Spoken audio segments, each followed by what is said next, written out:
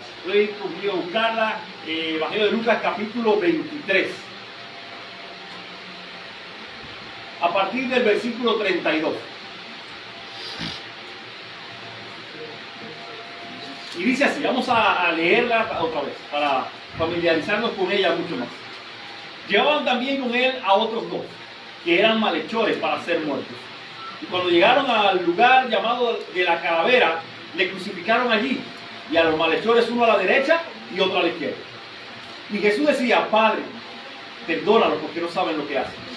Y repartieron entre sí sus vestidos echando suertes. Y el pueblo estaba mirando, y aún los gobernantes se burlaban de él diciendo, a otro salvó, sálvese a sí mismo, si es que este es el Cristo, el escogido de Dios. Los soldados también le escarnecían, acercándose y presentándole vinagre, y diciendo, si tú eres el rey de los judíos, sálvate a ti mismo. Había también sobre él un título escrito con letras griegas, latinas y hebreas, este es el rey de los judíos. Y uno de los malhechores que estaba colgado le injuriaba diciendo, si tú eres el Cristo, sálvate a ti mismo y a nosotros. Respondiendo el otro le reprendió diciendo, ni aún temes tú a Dios, estando en la misma condenación. Nosotros a la verdad justamente padecemos, porque recibimos lo que merecieron nuestros hechos, mas este ningún mal hizo. Y dijo a Jesús, acuérdate de mí cuando vengas en tu reino. Entonces Jesús le dijo, de cierto te digo que hoy estarás conmigo en el paraíso. Y esta historia también nos hace, hablando de lo que preguntábamos al principio acerca de la justicia, nos hace, digamos que estas dos personas, uno a cada lado, aparte de todo lo otro que vemos en la historia, ¿no? de las personas que vemos a su alrededor, de los guardias, cómo se burlaban, cómo abusaban de él, cómo le daban a beber vinagre, se reían de él, cómo las autoridades menospreciaban. Que hay gente que cuando tiene un cargo, tiene una posición, tiene algo de autoridad o comodidad o dinero, se burla de los demás o los menosprecia, que no están en su misma posición y no entienden que en esta vida todos llegamos desnudos. Igual nos vamos a ir. Nadie se va llevándose nada. Y que hoy estás aquí, pero mañana no sabes dónde vas a estar. Entonces a veces la gente se olvida de eso. Y menospreciaban y se burlaban de Jesús también. Eso pasa a veces con personas que tienen autoridad, que no entienden que su posición les ha sido dada para ocuparse de otros, para cuidar a otros, para hacer lo justo y velar que la sociedad cada día sea mejor. Eso pasa. Están los otros que también se reían, y había de todo el mundo ahí, el pueblo reclamándole a Jesús, porque la gente tenía una expectativa con eso. Tenía una expectativa diferente a lo que realmente él venía a hacer. Ellos querían que él viniera y levantara un reino glorioso de dinero, de joyas, de ejércitos venciendo a los romanos y derribándolos. Porque, mire, no nos vemos tanto a los judíos otra vez, porque ellos tenían en la mente aquellas profecías de Daniel, donde Nabucodonosor vio una estatua enorme, con una cabeza de oro, un torso de plata, una cintura de hierro, unas piernas de hierro con barro.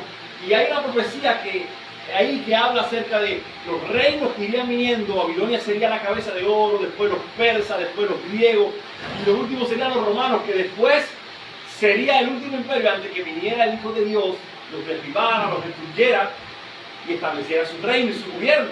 Entonces ellos esperaban que este Mesías vendría a vencer a los romanos y a establecer a Israel como reyes y gobernantes y todo esto. Pero Jesús vino a hacer algo diferente. Vino a establecer el reino de Dios, no como un reino humano, sino como un reino invisible en nuestros corazones, para darnos salvación, para darnos esperanza, para ligarnos al cielo, para mostrarnos la verdadera justicia. Y eso la gente no lo entendió. Ahora, yo quería sobre todo hacer énfasis en estas dos personas que están al lado, porque hablan también de quiénes somos nosotros. Hay, digamos, estos dos caminos que a veces transitamos en cuanto a la justicia. Hay quien está sufriendo por algo que hizo o algo que pasa a su alrededor, y normalmente ¿qué trata de hacer? Buscar que alguien le ayude a aliviar su dolor. No ve su responsabilidad, no ve cuánto él tiene tal vez de peso en lo que le está pasando. Normalmente cuando algo nos duele, queremos echar nuestro dolor sobre alguien más, solo queremos librarnos de ello. Queremos buscar responsables, queremos buscar culpables a cualquiera menos a nosotros mismos. Siempre nos vemos a nosotros como inocentes. Y usted ve a aquel delincuente, era un delincuente, ¿sí o no? Así. Lo estaban condenando por malo, por algo malo que hizo. Seguro que no fue por tomar helado en una cafetería. Porque no llevaban a crucificar a un delincuente cualquiera. No crucificaban ni torturaban a una persona que se había robado una cartera. Normalmente era con personas asesinas y personas malvadas que habían hecho cosas terribles. Entonces él está ahí pagando por su maldad. ¿Y qué está haciendo? Juzgando a Jesús. Y eso me hace ver cómo a veces nosotros no estamos sufriendo. ¿Y qué hacemos con Dios? Le echamos la culpa. ¿Por qué tú permites que me pasen cosas como esta? ¿Y dónde está Dios? Yo he escuchado gente con esa frase. ¿Usted no lo ha oído? Amén. Gente que está pasando cosas difíciles en su vida, que usted sabe que nunca ha tenido en cuenta a Dios, nunca le ha hecho caso, que se ha burlado de los cristianos, que cada vez que le han hablado de Dios y su palabra los ha rechazado. Y ahora cuando está mal, entonces, ¿dónde está Dios? Porque si Él fuera bueno, yo no tendría, no pasaría, no me... Si Dios estuviera, si Dios existiera, si... ¿no oigo esa frase? No, una pregunta, no quiero que usted me lo diga, pero ¿no la dijo usted alguna vez? Porque también a veces se nos ha escapado a nosotros. Amén. Si Dios fuera bueno, no permitiera que esto me pasara. Y que llego a la otra parte de la justicia.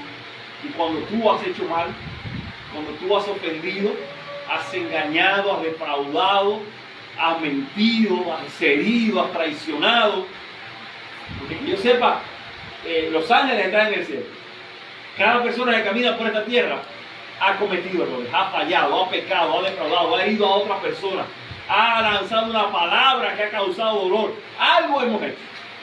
Nada, dice, está escrito, no hay hombre que haga el bien siempre y nunca peque. Es una realidad. Por cuanto todos pecaron, está escrito, hemos instituido la gloria de Dios, porque todos hemos pecado. Pero siempre olvidamos nuestra parte.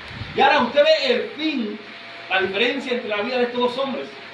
Uno murió en agonía, en tortura, cocinándose de su propia maldad, y a otro le dijeron unas palabras maravillosas.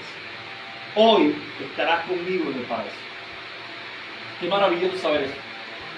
Que el fin de la vida de la persona hace una diferencia tan enorme. Porque mire que pasamos cosas en esta vida. Yo creo que cuando pensamos en esta idea de la muerte, realmente hay una esperanza. Porque pensamos en personas que han vivido tal vez enfermos, o que han luchado con conflictos, con dolores, con injusticia, gente que ha muerto tal vez asesinado injustamente. Pensamos en nuestros hermanos que están en Siria, en lugares de todo este mundo árabe, en Corea, que los asesinan solamente por creer en el Señor, por hablar de Dios, por traer una Biblia, por hacerle bien a alguien más. Y uno dice, ¿por qué hay tanta injusticia? Cuando hay personas que se jactan de asesinar a otros, lo ponen en las redes sociales, maltratan niños, mujeres, ancianos, y no les pasa. Y sin embargo estas personas que tratan de hacer el bien, mueren injustamente. Pero el salmista decía algo, hay un salmo que es impresionante en cuanto a esto. Él decía, yo también estuve a punto de deslizarme, de pecar, porque veía que el malvado hablaba mal de todo el mundo, se le salían los ojos de la gordura, nadie lo molestaba, y yo sufría. Dice, y entendí, cuando entré a la casa de Dios, entendí la diferencia. Porque hay un final para todos nosotros. Usted debe entender y recordar eso. Nadie se queda en este mundo para semillas. ¿Usted lo sabía? Y un día todos vamos a partir. Y eso va a ser una gran diferencia. Hay quien dirá, bueno, pero mientras tanto, mire, no es comparable los años que usted pueda pasar aquí sufriendo con una eternidad que le espera. Para nada. En mis años de escuela le compartía a mis compañeros y decía, ¿qué tú prefieres? Un día de fiesta a toda mecha, como dice uno. Completo, con todo lo que tú quisieras. Vaya, un todo incluido en un hotel de Manilla, como dice la gente. Todo lo que tú quieras está ahí. Y después toda la vida sufriendo. O al revés, un día pasándola bien mal, sufriendo todo lo impensable y después toda la vida llena de gozo y de alegría. ¿Qué usted escogería? Cualquiera diría, no, me aguanto ese día y después a disfrutar. Mire, ese término ni siquiera es comparable a lo que significa los pocos años que usted va a pasar aquí y la eternidad que le espera. En la presencia de Dios o lejos de Él. Eso es incomparable. Sin embargo, nos aferramos demasiado a la vida que tenemos aquí. Este hombre que estaba al otro lado de Jesús, el que reprendió a aquel otro delincuente, entendía algo. Entendía que la justicia no solo es una espada de una sola punta, tiene dos. No solo apunta al otro, también me apunta a mí. No solo la justicia sirve para pedirla cuando alguien me hiere, también sirve cuando yo hiero a otra persona. Yo escucho a cristianos usar versículos como aquel de Isaías donde dice, y le condenarás a toda lengua que se levante contra ti en juicio, porque esta es la herencia. ¿Has escuchado eso? Ahí tiene hasta lo tiene escrito, lo pone. Y cuando es tu lengua la que acusa a otro. Y cuando es tu lengua la que habla mal de otro hermano, la que juicia, la que condena, ¿qué pasará contigo entonces? La promesa para el otro no funciona, para ti sí. Qué importante que entendamos eso, que Dios es justo y está sobre todos. Y mira y mire con la misma medida a todo el mundo. Jesús nos decía una frase muy importante: con la medida con que tú mides a otro, se te medirá a ti. Con la medida con que tú sirves a otro, también se te servirá. Por eso incluso le decía, cuando vayas a darle algo a alguien, darlo con medida apretada, remecida, abundante, porque así Dios quiere darte. Pero hay gente que, yo recuerdo eso a mí, mire, eso fue hace muchos años. Yo era pequeño y mi papá estaba casado en otra provincia y me llevó. Y había una señora, creo que era la suegra de él, que vendía ajo por jarrito, un jarrito una medida. Y fíjense si eso me impresionó, que era chiquito, me acuerdo que el jarro estaba abollado en el fondo. Tenía una bromita para arriba. Y bueno, y esta, pero si usted no ve, ¿por qué esa bromita? Y dice, no, es para que haga menos, ¿no? Para ganarle más. Y metía el dedo adentro del jarro para cuando sacara. Y hay gente que hace ese tipo de trampa. Para dar un jarro abollado, pero para recibir, quiere recibir palangana. ¿Cierto o no? No, usted no, usted a lo mejor ninguno de ustedes ha pasado por cosas como esa. No ha hecho nada de eso.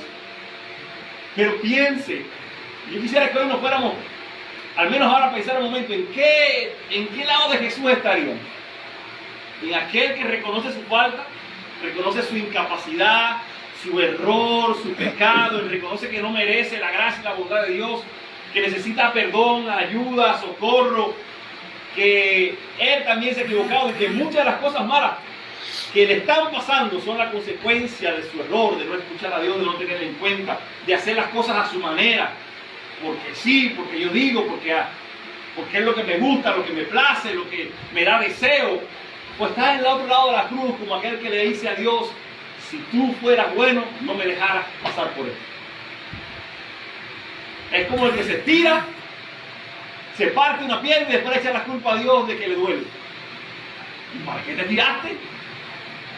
¿Para qué hiciste lo que sabías que no tenías que hacer? Como el que vive hartándose de dulce y después le pide a Dios que le sane la diabetes. Y se queja, Señor, ¿por qué permites que me pase esto? Si tú no te cuidas, ¿a quién culpas entonces? Ahora, piensa un momento, ¿en qué lado de la cruz usted está? ¿En el que reconoce o en el que acusa? ¿En el que juzga? ¿En el que demanda? Claro, normalmente uno está más en la parte del que demanda cuando nos duele. Porque a veces el dolor no nos deja razonar, no nos deja ver nuestra responsabilidad, nuestra dificultad, nuestra debilidad, nuestra falta de carácter, nuestra desobediencia. ¿Por qué el hombre y la mujer fallaron al principio? Porque querían hacer las cosas a su manera. ¿Qué le dijo Dios? Mira, te regalo todo esto, es tuyo. Vas a gobernar sobre toda la tierra, sobre los animales, todo el mundo te va a obedecer. Tú eres la representación de Dios en la tierra, porque sí fue lo que le hicieron. Vas a gobernar, a sojuzgar, vas a poner nombre a los animales, vas a disfrutar de todos los beneficios que hay en esta tierra. Solamente no te comas el fruto del árbol. ¿Cuántas frutas usted conoce? Unas cuantas, ¿eh? Y las que no conoce, porque en diferentes países del mundo hay diferentes frutas y hay cosas que usted tal vez ha visto por televisión, por un documental, algo así, pero nunca lo ha probado. Por ejemplo, yo he oído hablar del kiwi famoso, que es una fruta muy famosa ahora. Nunca la he visto. Hay cientos y miles de frutas. Y Dios le regaló todo eso, más las que se han perdido con los tiempos. Dios se las regaló al hombre. Y lo cómela toda, disfruta todo eso. Solamente no te comas una sola. Ahora, ¿cuál fue el problema del hombre? Que quiso comerse la única que le dieron que no. Y a veces Dios nos ha ofrecido tanto, nos ha regalado una vida tan especial, nos ha hecho promesas tan maravillosas delante de nosotros. Y nos ha aconsejado, no hagas esto, no vayas por este lugar, no pienses así, vive de esta manera, limpia tu corazón. ¿Y qué hemos escogido? Hacer lo que no debemos hacer. Y estamos cobrando las consecuencias de eso. Pero es más fácil acusar a Dios. Yo recuerdo otra historia que viene muy parecido a esto. Israel sale de Egipto, eran esclavos, eran prisioneros, y van por el desierto. Y estando en el desierto, llegan a un lugar y empiezan a tener hambre y sed. Y empiezan a molestarse con Dios. Y le dicen, acusan a Moisés y a Dios, dicen, Dios nos sacó al desierto para matarnos de hambre, para matarnos de sed. Y ya nos molesta comernos este pan tan liviano. Y Dios escuchó aquello y se molestó. ¿Y sabe qué pasó? Que empezaron a aparecer serpientes venenosas, los mordían y ellos morían por aquella serpiente. Y cuando estaban mal, entonces clamaron fuera a Moisés que clamara al Señor. Y Moisés oró y le dijo, no, es que por su maldad, por ser tan malagradecidos, que eran unos esclavos, humillados, maltratados y sin futuro, y los saco y les doy la libertad, les alimento con algo que nadie ha comido, pan del cielo, y aún así siguen quejándose y cortando por todo. Ahí tiene la consecuencia. Pero Dios tiene misericordia. ¿Sabe qué hace? Le dice a Moisés, bueno, mira, vamos a darle la oportunidad. Construye una vara, un asta, y pon una serpiente de bronce parecida a la que los están mordiendo. Y todo el que mira a la serpiente con fe, se salvará. A mí esa historia no me llama la atención, que Dios no le dijo, se van a acabar las serpientes, mas nunca los van a morder. No, van a estar ahí, los van a seguir mordiendo, pero a pesar de todo van a tener que aprender a mirar con fe. En medio de la crisis, de la situación, de la dificultad, aprender que la idea es mirar con fe. Mirar con fe, no quejarse, no protestar. Y yo pienso ahora en estos dos hombres que estaban al lado de Jesús. Uno está quejándose, lamentándose, mirando con malagradecimiento, con juicio, con condenación, buscando culpar a otros de su problema, echando la carga de la responsabilidad sobre cualquier otro, menos sobre sí mismo. Vemos a aquel otro que reconoce su debilidad y agradecido mira con fe al Señor, diciéndole, Señor, acuérdate de mí. No lo merezco, no soy digno, pero acuérdate de mí, porque tú puedes hacer la diferencia. Entonces es interesante que pensemos en esta historia, que pensemos que también necesitamos mirar a Jesús con fe, hoy, mañana y siempre. Volviendo a las preguntas del principio, que sí es bueno que nos ayuden cuando estamos sufriendo, cuando las cosas no nos están funcionando bien, cuando estamos pasando momentos de dificultades, cuando nos han tratado con injusticia y eso nos causa dolor y frustración y queremos que alguien sea justo, o por lo menos lo que nosotros percibimos que es justo, lo que creemos nosotros que es justo, pero que entendamos también que justo es Dios. Amén. ¿Cierto? Amén. Y que Él sabe lo que es correcto y lo que no. Y que un día pondrá todo en su lugar. Amén. Que por lo tanto, así como va a juzgar a otros, también me va a juzgar a mí. Porque está escrito para todos los hombres que mueran una vez y después de esto, el juicio. Todos seremos juzgados. Todos nos pararemos delante del mismo tribunal.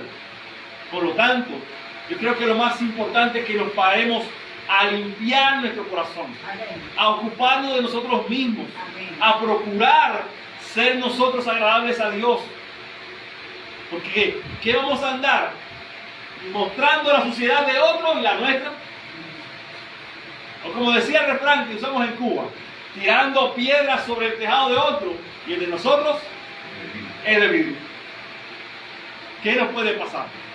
Amén. Miremos a Jesús con amor, pero miremoslo con fe, como aquel hombre Reconozcamos nuestra debilidad. Yo creo que, mire, los matrimonios funcionarían mejor. La relación con los hijos, las relaciones en los centros de trabajo.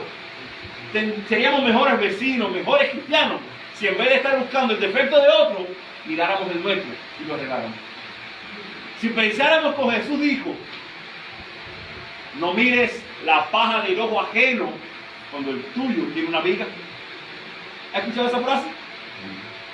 Y es real. Pero es más fácil ver esa pajita que ver la viga que está delante de nosotros. Entonces, pongamos nuestro corazón en las manos del Señor.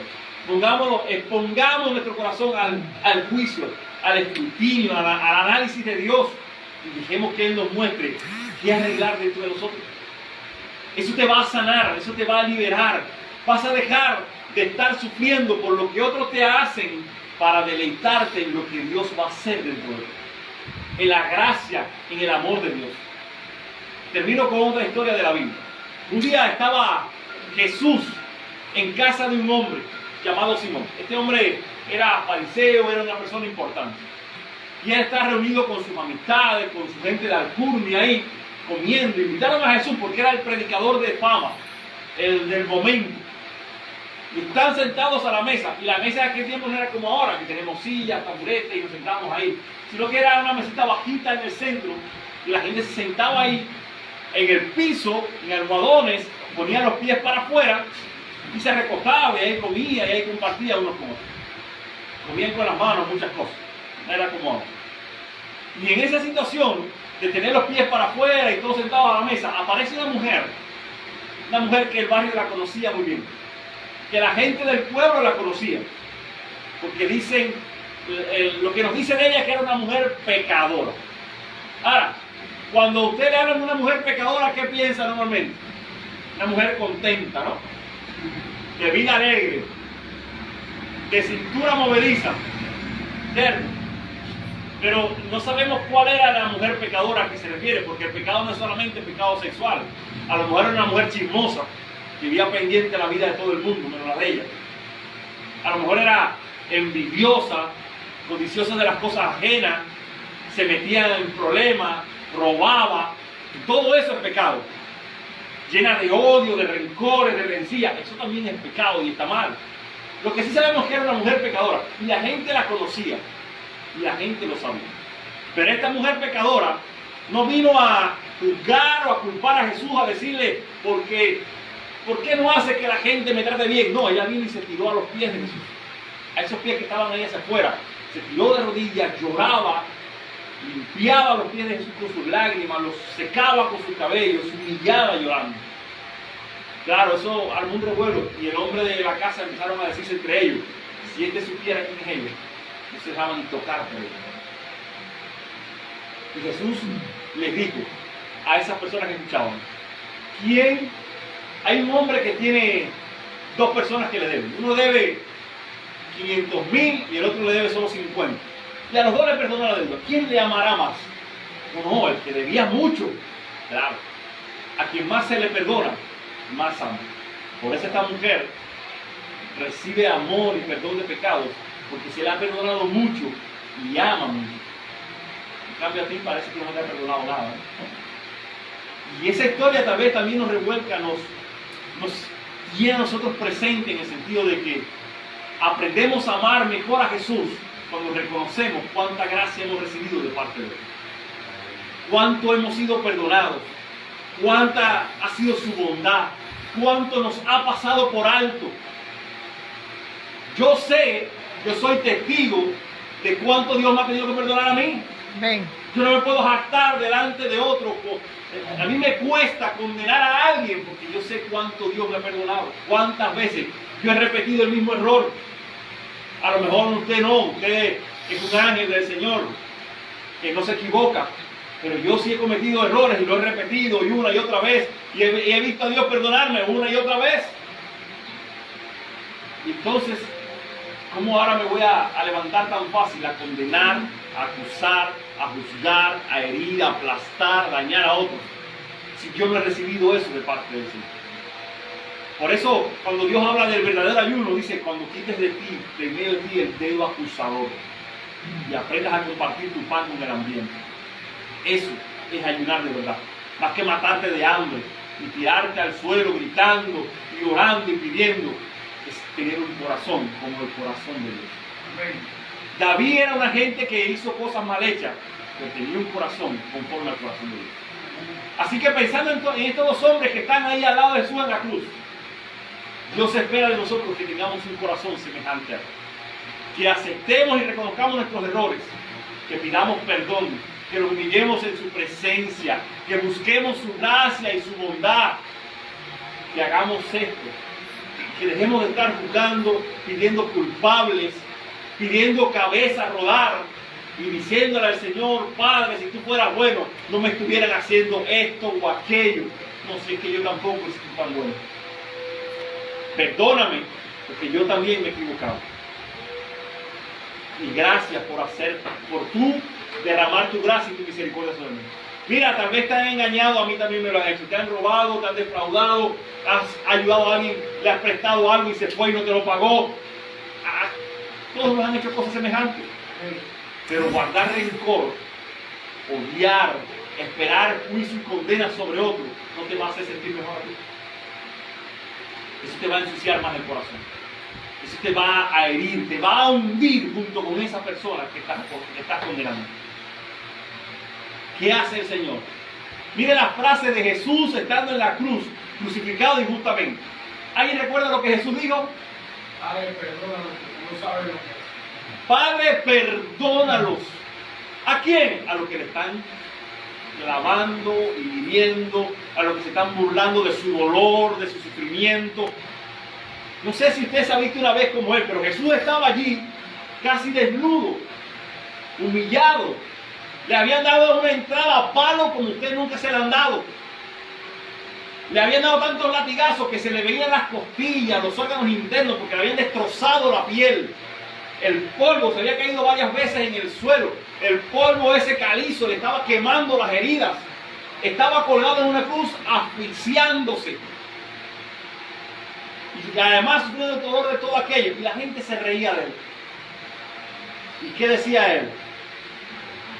Perdónalo porque no saben lo que hacen. Él podía haber dicho: malvado, perverso. ¿Cómo pueden tener un corazón tan lleno de crueldad para burlarse del que está muriendo? Pero decía: perdónalo, Padre, porque no saben lo que hacen. Y nosotros que nos llamamos cristianos, ¿cómo somos?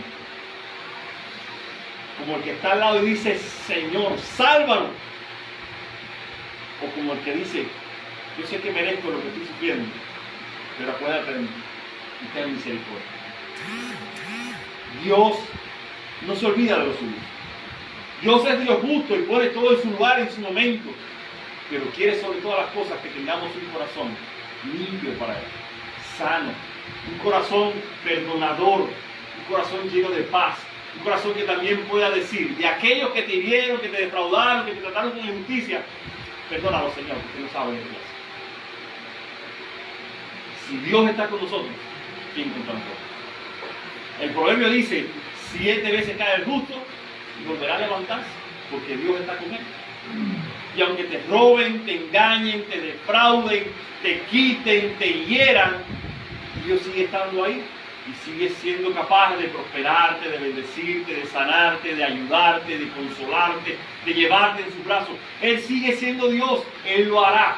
Así que tú ocúpate de agradar a ese Dios, de ser como Él, de limpiar tu corazón, de si en algo tú has defraudado a alguien más, aprende de Zaqueo: Señor, si he engañado a alguien, se lo devuelvo. Es más, le doy más de lo que le quité. Comparto lo que tengo con otras personas que lo necesitan. Ese es el corazón que Dios espera de nosotros. ¿De qué lado de la cruz vas a estar? ¿De los que se quejan, de los que buscan juicio, castigo, de los que solamente quieren librarse del dolor, echándolo sobre otros, o de los que aceptan su parte y miran y esperan la gracia y la bondad de Jesús? Esa es la elección que tenemos cada uno. Y la vas a tomar tú solo. Vas a recibir el beneficio o la consecuencia tú solo. Juntos vamos a orar al Señor ahora esta mañana, por la gracia de Dios. Así que póngase en su lugar y vamos a orar. Padre, te agradecemos por tu Espíritu Santo. Jesús, yo puedo dejar de agradecerte por ese día en la cruz. Porque dijiste palabras como consumado es, todo está hecho. Por esas heridas, por esas llagas me diste sanidad. Me enviaste gracia y perdón. Mi castigo fue sobre ti. Mi dolor, mi sufrimiento lo cargaste. Mi enfermedad la llevaste. Y me has dado paz. Me has dado herencia, bondad, misericordia. Entonces ayúdanos a ser como tú, Señor. Ayúdanos a conocerte, a seguirte, a honrarte, Dios. Ayúdanos a buscarte. Hoy te ruego por cada uno que escuchamos esta palabra para que tú nos ayudes, Señor, a quitar toda herida, toda llaga, todo dolor, todo sufrimiento que hemos recibido en el camino, pero no buscando el dolor o el juicio sobre otros, sino trayéndolo a ti, Señor, y pidiendo perdón para nosotros y para los que nos siguieron, pidiendo bondad y gracia, porque el que pide misericordia recibirá misericordia. Derrama tu bondad sobre los que te oyen, sobre los que reciben su palabra, sobre los que creen en tu nombre. Sánales en esta hora. Llévales en paz. Ayúdale a soltar ahora esa carga pesada, Dios, a los pies del Maestro. A dejar ese fardo pesado de reclamaciones, de heridas, de dolores, de recuerdos de cuántas cosas le han hecho. Hoy soltarlo delante de ti, Señor. Y decir también, Padre, yo sé que yo también he pecado, perdóname. Y perdónales a ellos. Tu gracia sea sobre tu pueblo. Espíritu Santo, muévete, llena ahora, aviva tu presencia en cada corazón. Ayúdale, Señor, porque hay gente que le cuesta soltar eso. Hay gente que dice, ¿y cómo se va a ir libre quien me ha hecho tanto mal? Pero quieren escapar libre de su propio mal. Ayúdale. Yo sé que duele, yo sé que es terrible, yo sé que es difícil lidiar con lo que pasas. Pero guardar el dolor y el remordimiento no te va a sanar. Es como quien quiera traer encajado el puñal en su costado, solo para mostrarle a otros el dolor que ha recibido, sin pensar que sigue muriendo por ese puñal. Deja que Dios lo saque, deja que Dios te sane, que Dios te restaure, que Dios ponga sus paz sobre ti, que te haga recordar que su sangre se derramó por ti, que su gracia te ha sido ofrecida, que ese amor y esa bondad inmerecida está a tu disposición. Recibe paz. Sé conocido como un hijo de Dios, alguien que comparte y da paz. Y la bondad de Dios esté contigo hoy, mañana y siempre. En el nombre de Jesús. Amén y amén.